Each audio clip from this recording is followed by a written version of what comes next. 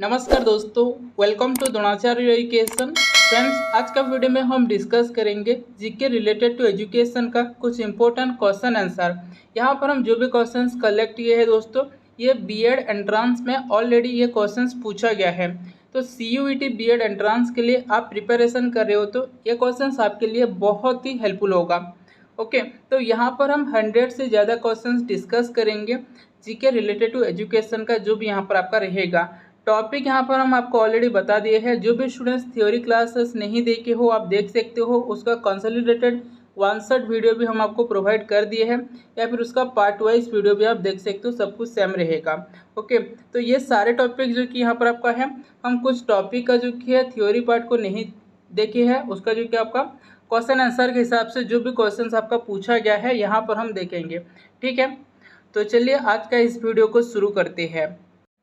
सो दोस्तों, आज का फर्स्ट क्वेश्चन रहेगा, the basic recommendations of which of the following policy और commission was related to free and compulsory education, development and protection of all the Indian languages, equality of educational opportunities and identification of gifted children. तो यहाँ पर जो कि कुछ recommendation होगा, ये कौन सा पॉलिसी या फिर कमीशन का ये होगा।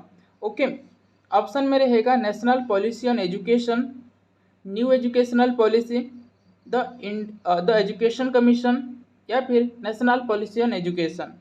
दोस्तों यहाँ पर राइट आंसर रहेगा नेशनल पॉलिसी ऑन एजुकेशन। यहाँ पर आपका सही है option number D. Which of the following commissions was appointed to study the problem of university education in the country and to suggest measures for its reform. तो यहाँ पर कौन सा कमीशन जो कि है यूनिवर्सिटी एजुकेशन का कुछ जो भी प्रॉब्लम है उसको स्टडी करता है और यहाँ पर सजेशन भी देता है रिफॉर्म्स के लिए। तो यहाँ पर कौन सा कमीशन होगा। ऑप्शन में रहेगा university education commission, secondary education commission, university higher education commission, या फिर इंडियन एजुकेशन कमीशन। फ्रेंड्स यहाँ पर राइट आंसर रहेगा जो कि यूनिवर्सिटी एजुकेशन कमीशन यहाँ पर आपका सही है ऑप्शन नंबर ए। ओके, सो नेक्स्ट देखते हैं, when was national curriculum framework for school education formulated. तो एनसीएफ जो है कब फॉर्मुलेट जो की है किया गया था। ऑप्शन में रहेगा 2009, 2005, 2007 एंड 2010। तो दोस्तों यहाँ पर राइट आंसर है दोस्तों आपका 2005 में जो की है एनसीएफ को बनाया गया था। ओके, नेक्स्ट रहेगा, which of the following objectives related to school education is not served by NCERT। तो NCERT के द्वारा जो है यहाँ ऑप्शन में से कौन सा ऑब्जेक्टिव जो है नहीं होगा। ऑप्शन में रहेगा develop and disseminate innovative educational technique and practices. Next रहेगा act as a nodal agency for deciding the career path of children, promote and coordinate research in areas related to school education, organize pre-service and in-service training of teachers। Okay, तो यहाँ पर जो कि कौन सा आपका नहीं होगा दोस्तों, राइट आंसर है option number B, act as a nodal agency for deciding the career path of children. तो ये आपका ऑब्जेक्टिव नहीं होगा एनसीईआरटी का। ठीक, नेक्स्ट रहेगा, which of the following policies lay special emphasis on removal of disparity and equalizing educational opportunity by attending the specific needs and those who have remained educationally backward so far। सो दोस्तों यहाँ पर हम देखें तो कौन सा policy जो कि होगा एम्फासिस करता है removal of disparity and equalising educational opportunity. Option में रहेगा शिक्षा और विकास, सर्व शिक्षा अभियान, नेशनल पॉलिसी ऑन एजुकेशन, या फिर national literacy mission. Right answer यहाँ पर आपका रहेगा नेशनल पॉलिसी ऑन एजुकेशन, जो कि इसका सही आंसर है ऑप्शन नंबर सी। ओके, तो नेक्स्ट देखते हैं, which of the following statements are emphasis by the national policy on education 1986। तो नेशनल पॉलिसी ऑन एजुकेशन 1986 जो कि कौन सा यहाँ पर एम्फासिस करता है यहाँ पर स्टेटमेंट में से। ऑप्शन में रहेगा a lamp never light can never light another lamp unless it continues to burn its own flame। Option number B रहेगा the status of the teacher reflect the socio cultural ethos of the society. Next रहेगा sound program of professional education of teachers should be introduced, the destiny of India is now being shaped in her classroom. तो यहाँ पर हम देखें तो दोस्तों इसका जो कि राइट आंसर रहेगा the status of the teacher reflect the socio cultural ethos of the society. ये आपका रहे right answer option number B. Okay, next होगा which of the following primarily analysis the position of vocational education but also made valuable suggestion about teacher education. यहाँ पर जो है कौन सा रिपोर्ट या फिर कमीशन जो कि होगा वोकेशनल एजुकेशन के बारे में एनालिसिस करता है एंड टीचर एजुकेशन के बारे में भी कुछ सजेशन देता है। ऑप्शन में रहेगा the Abbott would report 1937, government of India act 1935, surgeon report 1944 या फिर सडलर कमीशन रिपोर्ट 1917। यहाँ पर राइट आंसर रहेगा जो कि द एबोट वुड रिपोर्ट 1937 यहाँ पर आपका सही होगा। नेक्स्ट क्वेश्चन होगा which of the following commissions stated the elementary education of the masses, its provision, extension and improvement deserves the greatest attention in any national system of education। Option में रहेगा Hunter commission, Radhakrishnan commission, Mudaliar commission and Kothari commission. So यहाँ पर right answer रहेगा Hunter commission जो कि है ये आपका होगा एलिमेंट्री एजुकेशन के बारे में। ओके, ऑप्शन नंबर ए यहाँ पर आपका सही है।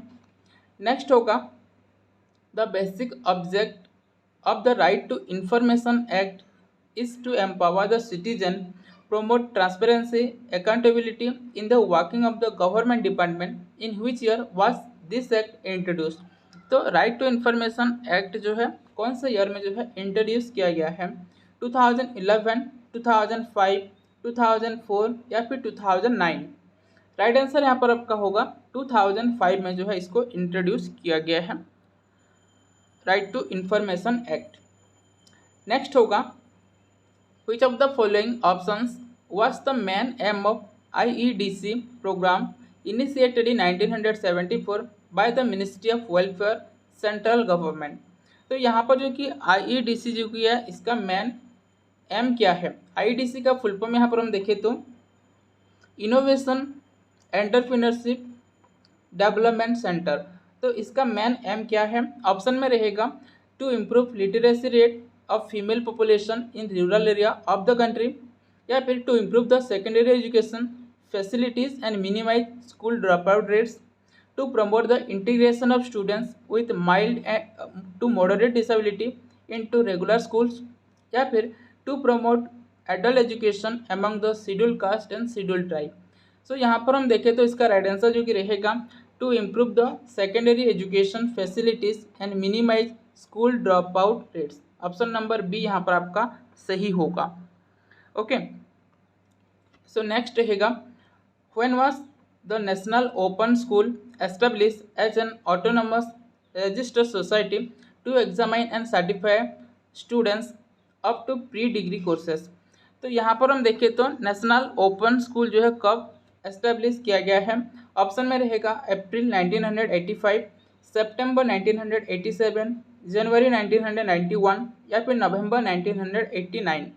राइट आंसर यहाँ पर आपका होगा नवंबर 1989 को जो है इसको एस्टेब्लिश किया गया है।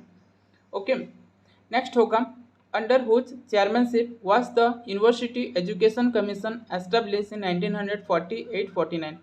तो यूनिवर्सिटी एजुकेशन कमीशन 1948 एंड 49 जो है ये किया गया है। तो ये इसका जो कि है चेयरमैनशिप कौन किए थे? सो ऑप्शन में रहेगा doctor S Ramanathan, doctor LS Mudaliar, doctor S Radhakrishnan या फिर डॉक्टर DS कोठारी।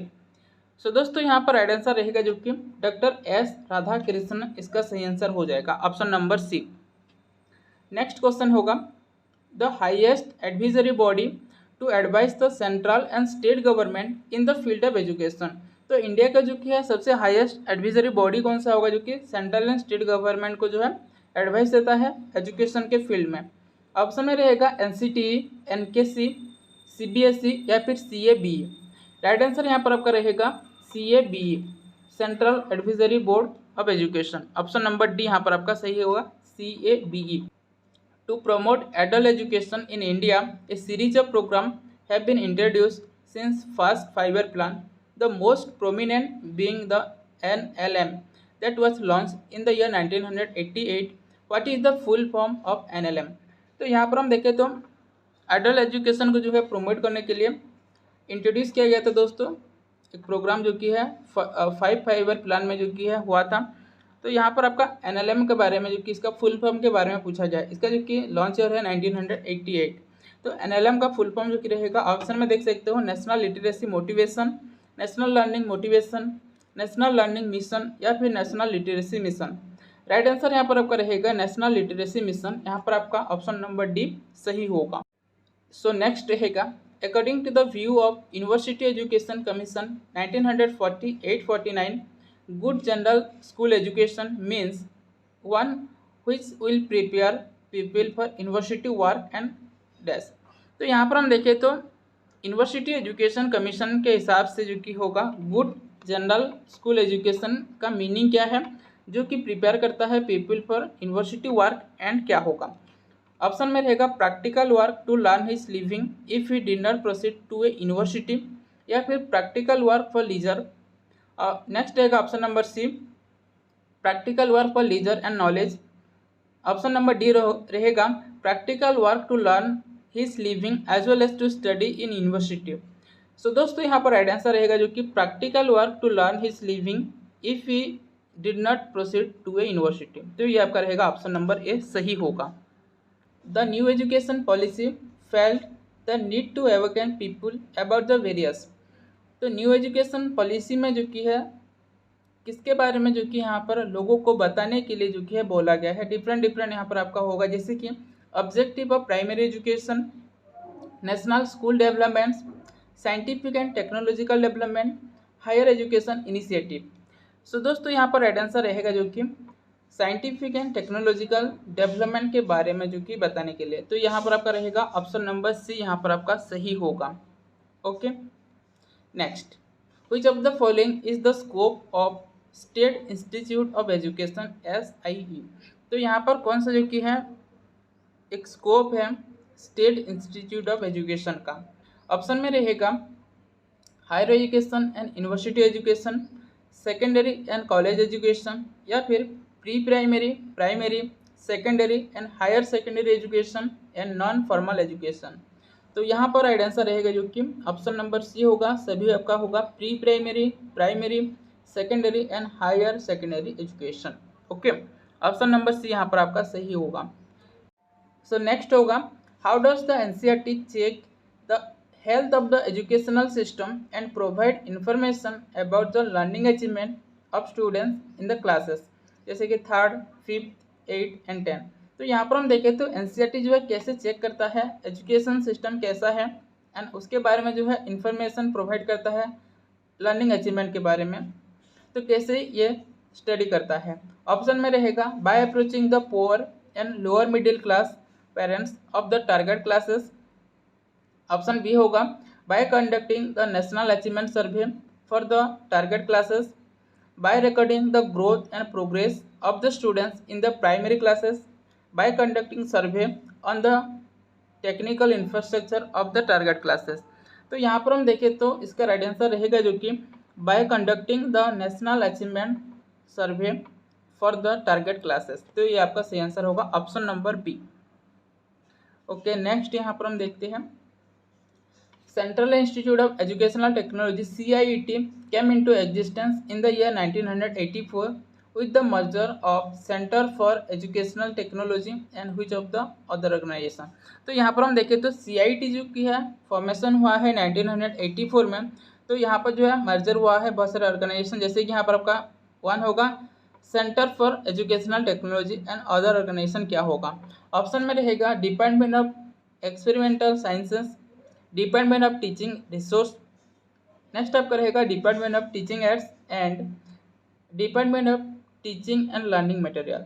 तो यहाँ पर हम देखें तो इसका राइट आंसर रहेगा जो कि डिपार्टमेंट ऑफ टीचिंग एड्स, जो कि ये आपका अदर ऑर्गेनाइजेशन होगा जो कि इससे मर्ज हुआ है और CIET बना हुआ है। तो ऑप्शन नंबर सी यहाँ पर आपका सही आंसर हो जाएगा। ओके दोस्तों, वीडियो पसंद आ रहा है तो वीडियो को एक लाइक कर लीजिएगा एंड आपके दोस्तों के साथ भी शेयर करिए। ओके, सो नेक्स्ट क्वेश्चन देखते हैं, for which stage of education did the new education policy 1986 recommends vocational of education. तो यहाँ पर एजुकेशन का कौन सा स्टेज में जो कि है वोकेशनल एजुकेशन के बारे में बोला गया है न्यू एजुकेशन पॉलिसी 1986 के हिसाब से। ऑप्शन में रहेगा एलिमेंट्री, हायर, या फिर सेकेंडरी एजुकेशन, या फिर प्राइमरी एजुकेशन। तो दोस्तों यहाँ पर हम देखें तो जो कि आपका रहेगा सेकेंडरी एजुकेशन स्टेज में जो कि है वोकेशनल एजुकेशन के बारे में जो है रिकमेंड किया गया है NEP 1986 में। तो यहाँ पर आपका रहेगा secondary education, option number C यहाँ पर आपका सही होगा। नेक्स्ट होगा which of the following commission recommends the introduction of education as an optional subject at the graduation and PG level। तो यहाँ पर कौन सा कमीशन का जो कि है रिकमेंडेशन है जो कि इंट्रोड्यूस करना education as a optional subject graduation and post graduation में। ऑप्शन में रहेगा सेकेंडरी एजुकेशन कमीशन 1952-53, या फिर university education commission 1948-49, education commission 1964-66, या फिर कोलकाता यूनिवर्सिटी कमीशन 1917 एंड 19। तो यहाँ पर आपका राइट आंसर रहेगा जो कि ऑप्शन नंबर डी होगा, जो कि कलकत्ता यूनिवर्सिटी कमीशन 1917 एंड 19 में जो कि है बोला गया है, रिकमेंड किया गया है।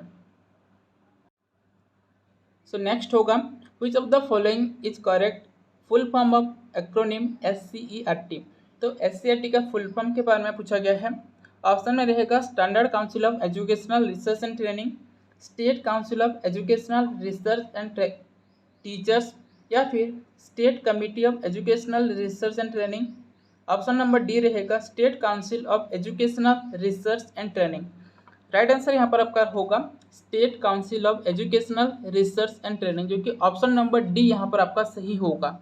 ओके, सो नेक्स्ट होगा which of the following is the Institute of People's Education focusing on the poor, the illiterate and the new literate, the unprivileged and the unreached, by providing skill development and linkage literacy with vocational skill, and provide the large doses of life enrichment education to the people of India। तो यहाँ पर जो है कौन सा institute ऐसे जो कि होगा जो कि पीपुल एजुकेशन में जो कि है फोकस करता है। ऑप्शन में रहेगा वोकेशनल एजुकेशन सेंटर, नेक्स्ट आपका रहेगा मार्गदर्शक सेंटर, या फिर एडल्ट एजुकेशन सेंटर, या फिर जन शिक्षण संस्थान। तो यहाँ पर जो कि आपका राइट आंसर रहेगा दोस्तों जन शिक्षा संस्था, जो कि यहाँ पर आपका होगा, ये आपका राइट आंसर हो जाएगा ऑप्शन नंबर डी। सो दोस्तों नेक्स्ट होगा for existing schemes ICT in school, girls hostel scheme, IDESS, vocational education were merged into which of the following education program in 2013-14। 2013-14 में ये जो कि 4 स्कीम्स रहेगा, कौन सा एजुकेशन प्रोग्राम में जो कि है इसको मर्ज किया गया है। ऑप्शन में रहेगा district primary education programme, universal primary education programme, या फिर राष्ट्रीय माध्यमिक शिक्षा अभियान, सर्व शिक्षा अभियान। सो दोस्तों यहाँ पर राइट आंसर रहेगा जो कि राष्ट्रीय माध्यमिक शिक्षा अभियान, जो कि RMSA में जो कि है इसका मर्जर हुआ है। ठीक, ऑप्शन नंबर सी यहाँ पर आपका सही होगा। नेक्स्ट क्वेश्चन है which of the following organizations established by the government of India in 1956 initiated a directorate of adult education।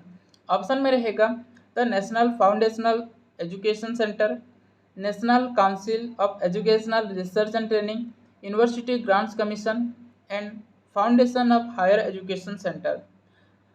सो दोस्तों यहाँ पर हम देखें तो इसका जो कि राइट आंसर होगा the national foundational centre education centre, जो कि यहाँ पर आपका सही होगा option number 8।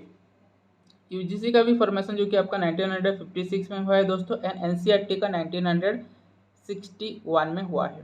Okay, next question यहाँ पर हम देखते हैं। सो नेक्स्ट होगा which of the following commissions stated the destiny of India is now being shaped in her classroom। Option में रहेगा university education commission, the national education commission, secondary education commission, या फिर सैडलर कमीशन। दोस्तों यहाँ पर हम देखें तो इसका राइट आंसर रहेगा जो कि द नेशनल एजुकेशन कमीशन, जो कि इसका सही आंसर हो जाएगा। The destiny of India is now being shaped in her classroom, national education commission में जो कि है बोला गया है। सो नेक्स्ट होगा which of the following bodies emphasized that part-time education and correspondence courses should be developed on a large scale at the university stage. Option में रहेगा national policy on education, national education convention, national convention for education या फिर national education and policy development. Okay, so यहाँ पर आपका right answer रहेगा जो कि नेशनल पॉलिसी ऑन एजुकेशन में जो कि है बोला गया है। ऑप्शन नंबर ए यहाँ पर आपका सही होगा।